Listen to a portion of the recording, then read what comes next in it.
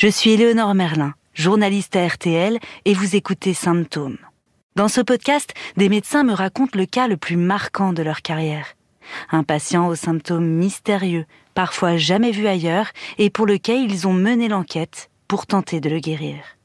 Dans cet épisode, Paul Pitaluga, chirurgien vasculaire, spécialiste de la prise en charge des varices, me raconte comment une patiente a bouleversé sa façon d'exercer son métier.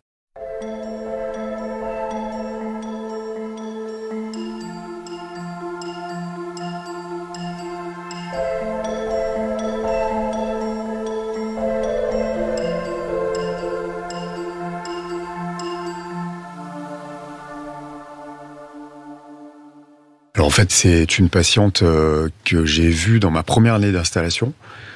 Donc ça faisait quelques mois que j'étais installé et c'est une patiente qui avait 20 ans, donc c'était une patiente jeune, qui m'a été adressée par une correspondante angiologue, donc médecin vasculaire, puisque moi je suis chirurgien vasculaire. D'emblée, j'ai un lien un peu particulier avec elle.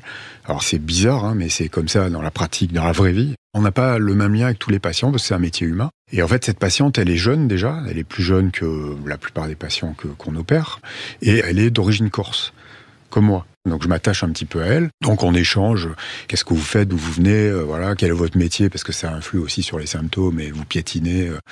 Elle me dit, en fait voilà, je viens vous voir parce que j'avais des veines, quelques veines visibles, j'avais mal à la jambe. Mon généraliste m'a envoyé chez une angiologue qui m'a fait une exploration et à ma grande surprise, qui m'a dit qu'il fallait que je sois opéré. Donc elle était un peu surprise d'être au stade où il fallait aller voir le chirurgien. Donc déjà, c'est assez fréquent, parce que les patientes souvent pensent que de la sclérose ou un traitement simple va suffire. Elle s'attendait à avoir un traitement dans le cabinet de la phlémologue, de l'angiologue, avec des injections, des scléroses, voilà. C'est une injection de produits chimiques qu'on fait dans la varice, ou dans une petite varice en général, qui permet de la faire disparaître.